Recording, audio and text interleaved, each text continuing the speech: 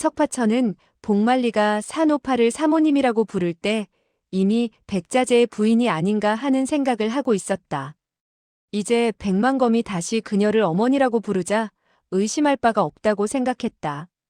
그러나 그로서는 이해할 수 없는 문제가 있었다.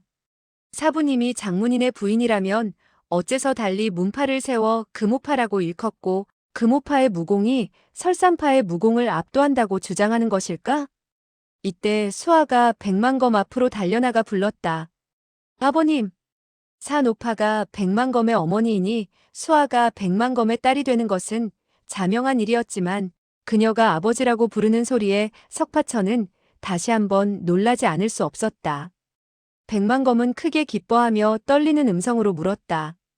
수아, 내가 죽지 않았더냐? 산오파는 냉랭히 그 말을 받았다. 물론 죽지 않았지. 멍청이 같은 너를 닮은 줄 아느냐? 그래도 애미라고 불러. 너 같은 후레자식을 낳았다는 데 대해 이 애미는 부끄러워 바위에 머리를 부딪혀 죽고 싶은 심정이다. 느닷없이 욕을 퍼붓더니 겨우 욕을 하게 된 이유를 늘어놓기 시작했다.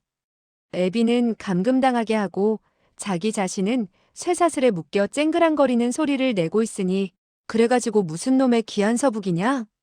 말을 하면 할수록 화가 나는 듯 더욱 언성을 높였다. 쇠사슬을 두르고 쨍그랑거리는 것이 고명한 설산파의 무공이냐?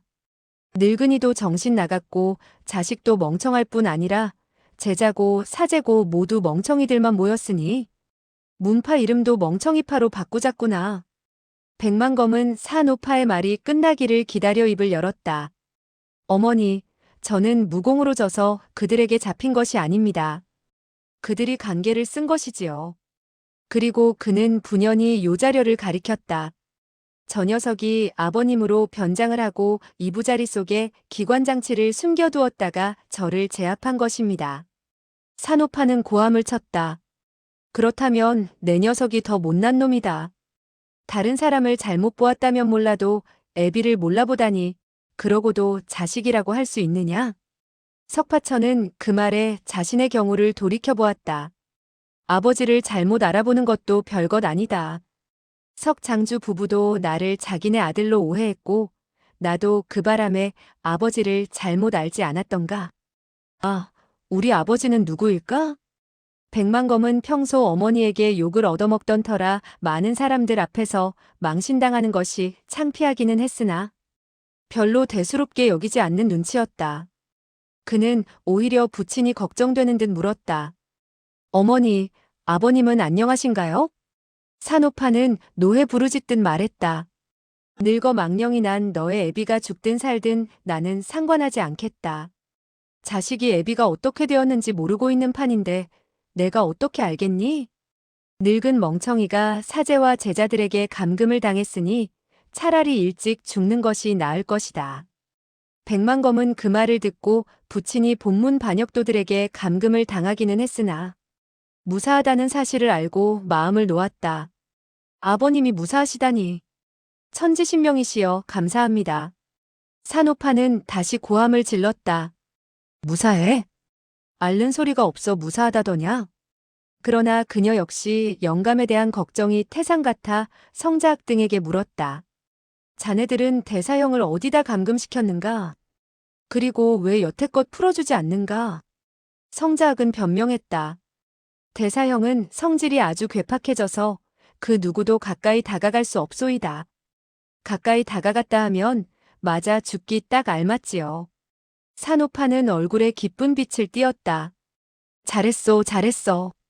그 영감쟁이는 자기 무공이 천하제일이라고 콧대가 하늘처럼 높아져 있으니 콧대가 좀 꺾이도록 고통을 당해야 돼. 이사는 그들이 좀처럼 대답하지 않는 것을 보고 끝내 입을 열어 묻지 않을 수 없었다. 도대체 당신네들 가운데 어느 누가 멍청이파의 장문이니요? 산오파는 벌떡 몸을 일으키더니 앞으로 두 걸음 내디디며 손가락으로 이사를 가리키며 소리쳤다. 멍청이파라니? 당신 같은 멍청이가 함부로 입에 올릴 이름이라 생각하시오? 내 지아비와 아들놈을 욕하는 것이야 내 소관이지만 당신이 무엇이라고 감히 우리 설산파를 욕하는 것이오? 당신 무공이 고강하다면 일장으로 이 늙은이를 때려 죽여보시오. 하지만 내 앞에서 문파를 욕하는 것은 절대로 용납할 수 없소. 다른 사람들은 그녀가 이사에 대해 매섭게 다그치는 것을 보자 하나같이 손에 식은땀을 쥐게 되었다. 이사가 만약 노에서 손을 쓰게 된다면 산호파는 만에 하나라도 살아남을 가망이 없기 때문이었다. 석파천은 대뜸 몸을 날려 산호파 앞을 가로막고 섰다. 그는 이사가 산호파를 해치려 할 때 대신 막아낼 작정이었다. 백만검은 손발에 쇠고랑이 묶여있는 것을 한탄하며 속으로 야단났다고 소리칠 뿐 어찌해 볼 도리가 없었다. 그런데 이사가 그저 빙긋이 웃더니 입을 열었다. 좋소이다. 내가 실언을 한 모양이니 사과를 드리리다. 백 노부인께서는 용서해 주시지요. 그런데 설산파의 장문이는 도대체 어느 분이 되시는 것이오? 산오파는 옆에 서 있는 석파천을 가리키며 말했다. 이 젊은이가 성, 제, 요, 양 네 사람을 이겨 그들로부터 설산파의 장문인으로 받들어졌는데 어느 누가 승복할 수 없다면 말을 하게. 백만검은 큰 소리로 대답했다. 어머니, 제가 승복할 수 없습니다. 저에게 그와 한번 겨룰 수 있게 허락해 주십시오. 산오파는 명령을 내렸다. 좋다. 여러 사람의 수갑이나 풀어주도록 하오. 성, 제, 요 양 네 사람은 서로 얼굴을 쳐다보며 똑같은 생각을 했다. 만약 장문 제자들을 풀어준다면 저 호랑이 같은 자들을 다시는 제압할 수 없을 것이다. 윗사람을 범하고 난을 일으켰던 우리 사지의 문화제자들은 죽어도 뼈 묻을 곳이 없게 되겠지. 하지만 지금 형세를 보니 풀어주지 않고서는 견딜 수가 없구나. 이때 요자려는 시선을 백만검에게로 옮겼다. 자네는 내 손에 쥔 패장이 아닌가. 나마저도 승복을 했는데 자네가 무엇을 믿고 승복하지 않겠다는 것인가. 백만검은 노에서 부르짖었다. 윗사람을 범한 역적 같은 당신을 갈기갈기 찢어놓지 못해 한탄할 뿐이요. 비열한 수작을 부리고도 감히 내게 말할 면목이 있어? 당신은 무엇을 보고 내가 당신에게 패했다고 하는 것이요? 장문의 제자들이 산으로 되돌아오게 되자 요자려는 미리 계획한 대로 백자재의 침대 위에 누워 백자재의 첩으로 하여금 백만검을 유인해 문병 오게 했다. 그러고는 느닷없이 의표를 찔러 백만검을 사로잡은 것이었다. 순회가 잡히자 중원에서 돌아온 나머지 제자들도 계책에 빠지거나 힘에 밀려 모조리 뇌옥에 갇히는 신세가 되었었다. 그렇기에 백만검은 요자려를 보자 이가 갈릴 정도로 증오심이 북받쳤던 것이다. 요자려는 태연하게 대꾸했다. 자네가 내게 패하지 않았더라면 어째서 두 손목에 수갑이 채워져 있는가? 내가 암기를 쓴 것도 미혼약을 쓴 것도 아니지 않는가? 이사가 버럭 고함을 내질렀다. 반나절을 따져도 끝이 없겠군. 빨리 그 사람의 수갑과 쇠고랑을 풀고 두 사람이 한바탕 멋지게 싸워보도록 하시오. 요자려가 머뭇거리며 망설이자 이사가 왼손을 뻗어 요자려의 손에 들린 장검을 낚아채더니 휙휙 휘둘렀다. 챙, 챙, 챙. 잇따라 울리는 소리와 함께 백만검의 쇠사슬이 그대로 잘려나갔다. 이 쇠사슬은 정강으로 만들어진 것이었다. 요자려의 장검은 예리했으나 쇠를 무자르듯 하는 보검은 아니었다. 그런데 이사가 내력을 주입하여 내려치자 쇠사슬은 마치 썩은 나무 토막처럼 잘려나갔고 백만검의 손발에는 상처 하나 남지 않았다. 이에 설산파의 모든 사람이 갈채를 보냈다. 몇몇 아첨꾼들은 이사에게 잘 보이려 더욱 우렁차게 소리치기도 했다. 백만검 역시 자부심이 강한 이였으나 그 실력에는 감탄하지 않을 수 없었다. 탐복했어. 탐복했어. 그때 장문 제자 중 한 명이 장검을 백만검에게 갖다 주려 했다. 백만검은 그의 얼굴에 침을 뱉고 발로 걷어차 곤두박질 치게 만들었다. 이 반역자놈. 장문 제자이면서 무사히 돌아다니는 것은 곧 영모에 가담했음을 뜻했기에 그런 수모를 당한 것이었다. 이때 수아가 검을 거꾸로 잡고 내밀었다. 아버님. 백만검은 빙그레 웃으며 칭찬했다. 착하구나. 그는 여러 역경을 겪었으나 어머니와 딸이 무사한 것을 보고 무척 기뻤다. 하지만 고개를 돌리자 다시 얼굴에 증오가 서렸다. 그는 두 눈에 불을 뿜으며 요자려에게 호통쳤다. 이 반역도. 이제 당신은 나의 어른이 아니오. 검을 받아보시오. 그가 휙하니 검을 내질렀다. 이사는 아직 이르다는 듯 장검을 거꾸로 들고 가볍게 뻗어 백만검의 공격을 밀어내더니 검자루를 요자려의 손에 쥐어주었다. 그리하여 백만검과 요자려의 대결이 시작되었다. 이번에는 목숨을 건 진짜 대결이었기에 각자가 평생 쌓아온 전례를 펼치는 기세가 조금 전 성, 제, 요, 양 네 사람이 장난치듯 겨루던 것과는 판이했다. 설산파의 일대 인물 중 백자재를 제외하면 요자려의 무공이 가장 고강했다. 요자려 또한 백만검이 자신을 죽이려 한다는 것을 알았기에 초식을 펼침에 있어 조금도 소홀히 할 수 없었다. 그는 장검을 민첩하고 날렵하게 휘두르며 초식마다 매서운 살기를 드러냈다. 백만검은 급히 원수를 갚고 치욕을 씻으려 서둘렀기 때문에 약간 침착함을 잃고 공격에만 급급했다. 그 결과 30여 초를 싸운 뒤 일검을 곧장 찔러갔는데 힘을 너무 끝까지 실어 뻗치는 바람에 슬쩍 몸을 날려 피한 요자려가 반격해오자 짝하는 소리와 함께 백만검의 소매자락 한 조각이 잘려나갔다. 수아는 자기도 모르게 와 하고 놀란 소리를 내질렀다. 산호파는 욕설을 내뱉었다. 작은 멍청이는 그 애비와 똑같구나. 늙은 멍청이가 가르친 아들이니 본래 그렇게 쓸모가 없지. 백만검의 마음이 다급해지자 검초는 더욱 산란해졌다. 요자려는 속으로 기뻐하며 흉측한 웃음을 띠고 입을 열었다. 내가 이미 자네는 내 손에 진 패장이라 하지 않았는가? 설마 하니 그게 거짓말이겠나? 이 한마디는 상대의 심신을 뒤흔들어 승기를 잡으려는 수작이었다. 그러나 자기 꾀에 자기가 넘어간다는 말처럼 백만검은 이번 중원행에서 잇따라 좌절을 겪으며 오히려 근성이 더 강해져 있었다. 그는 비아냥거리는 소리를 듣자 화를 내는 대신 깊이 자신을 가다듬었다.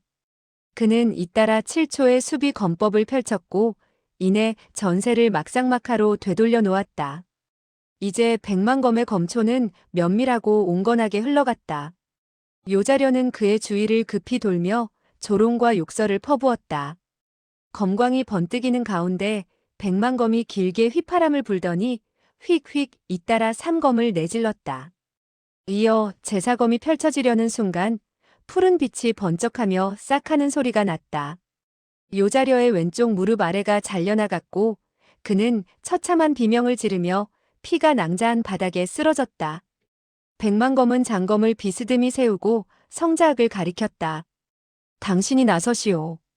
검날에 묻은 핏물이 땅바닥에 한 방울씩 떨어졌다. 성자학은 안색이 창백해져 검자루를 쥐었으나 뽑지는 못했다.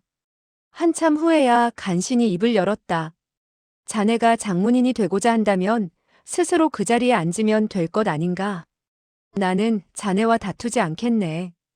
백만검은 눈길을 돌려 제자면과 양자진 두 사람을 훑었다. 두 사람은 똑같이 고개를 가로저었다.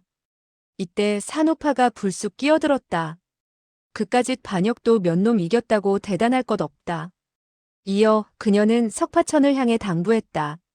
제자야, 내가 가서 겨루어 보아라. 늙은 멍청이의 제자가 잘났는지 나의 제자가 더 뛰어난지 알아보아야겠다. 사람들은 그 말을 듣고 모두 의아해했다. 석중옥은 분명 복만리의 제자인데 언제 그녀의 제자가 되었단 말인가? 석파천은 백만검과 겨루고 싶지 않았다. 수아의 부친이니 더욱 그랬다.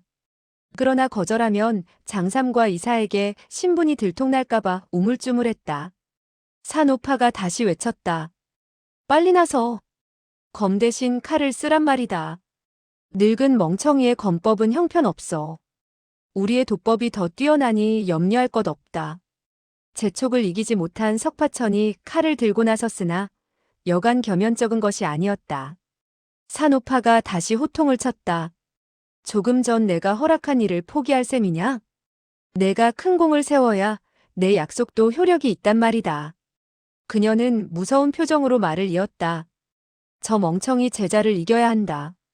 그러지 못하면 내 곁을 떠나고 다시는 나를 볼 생각도 마라. 수아도 마찬가지다. 석파천은 왼손으로 뒷머리를 극적였다. 나보고 큰 공을 세우라면서 자기 친아들을 패배시키라니 정말 알다가도 모를 일이군. 그는 의혹이 가득했으나 다른 이들은 그녀가 아들을 죽이지 않으려고 석파천을 장문인으로 세워 협객도로 보내려는 것이라 짐작했다. 오직 수아와 백만건만이 그녀의 참뜻을 알았다. 산오파와 백자재는 둘 다 불같은 성미였다. 평소 산오파가 남편에게 양보하며 살았지만 세월이 흐르며 감정이 쌓였다. 수아가 절벽으로 뛰어내리고 복만리가 팔을 잃는 참사가 벌어졌을 때 백자재를 충고하던 산오파는 도리어 따귀를 맞았다. 화가 머리끝까지 난 그녀는 집을 떠났고 눈 속에서 수아를 구해 강호를 떠돌다 석파천을 제자로 삼은 것이었다.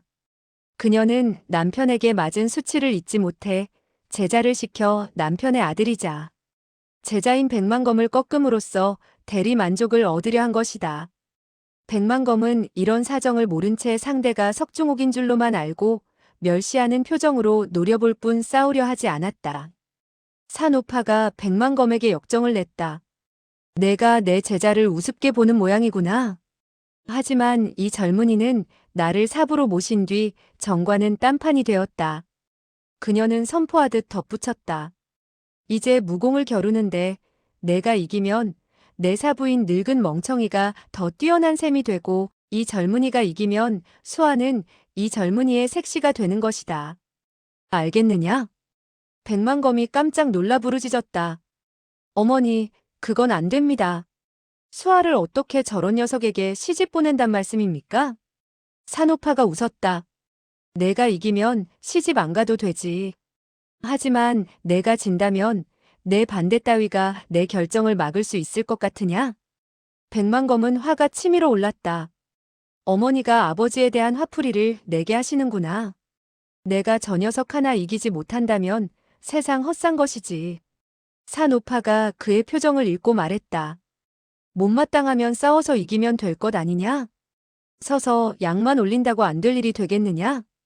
백만검이 조용히 대답했다. 좋습니다. 그리고 석파천에게 외쳤다. 손을 써라. 석파천은 수아를 바라보았다. 수아의 얼굴엔 부끄러움과 근심이 가득했다. 지면 수아를 보지 못한다 하셨으니 꼭 이겨야겠다. 그는 결심했다. 그는 칼끝을 아래로 잡고 왼손으로 오른쪽 주먹을 감싸며 허리를 굽혔다. 금오파의 기수식인 개문읍도였다. 석파천은 이것이 욕하는 의미인 줄 몰랐고 백만검은 그의 태도가 공손하다고만 생각하며 싸늘하게 코웃음 쳤다. 백만검이 세찬 기세로 검을 내밀자 석파천은 어렵지 않게 검을 밀어내고 반격했다. 과거 자연도에서 백만검의 하찮은 검초에도 당해내지 못했던 그였으나 지금은 석청 부부에게 무학의 도리를 배운 뒤였다.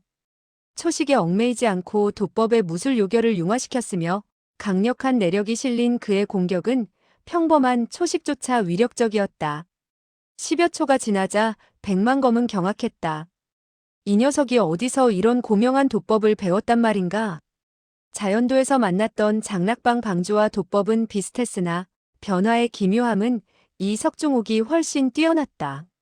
산오파는 백자재와 결혼한 직후 무공 토론을 벌이다 의견 차이로 대련을 했고 패배한 뒤 남편의 기고만장한 태도에 수치를 느껴 일절 무공을 펼치지 않았었다. 그래서 아들인 백만검조차 어머니의 무공이 어떤지 전혀 몰랐던 것이다. 백만검이 비스듬히 베어오자 석파천이 즉시 막아냈다. 챙! 불꽃이 튀며 백만검에게 엄청난 반탄력이 전해졌다. 팔이 시큰거리고 반신이 저려왔으며 가슴엔 극심한 통증이 느껴졌다. 놀란 그가 세 걸음 물러났다. 석파천은 재차 공격하지 않고 산오파를 바라보았다. 물러섰으니 이긴 것 아니냐는 물음이었다. 하지만 백만검은 강적을 만날수록 용기가 솟는 이었다. 수화가 무사하니 석중옥에 대한 증오가 조금 가셨을지언정 그의 비열한 행동에 대한 혐오는 여전했다. 게다가 본문의 제자에게 질 수는 없다는 각오로 다시 호통쳤다. 이 녀석, 검을 받아라. 그는 세 걸음 달려나가며 찔러 들어갔다. 석파천이 막으려 하자 백만검은 검이 부딪히지 않게 초식을 변화시켜 상대의 목을 노리고 베어갔다. 설상검법의 절예인 설리홍조였다. 구경하던 장삼이 찬사를 보냈다. 훌륭한 검초로군. 그 순간 석파천은 칼을 돌려 백만검의 팔을 내리치려 했다. 금오도법의 답설신매였다. 이는 백만검이 펼친 검초의 극성이었다. 눈 쌓인 땅에 매화를 찾아 발자국을 남기니 기러기가 남겼던 발톱 자국이 남아있을 리 있겠는가? 장삼이 다시 감탄했다. 훌륭한 도법이군. 두 사람의 싸움은 갈수록 격렬해졌다.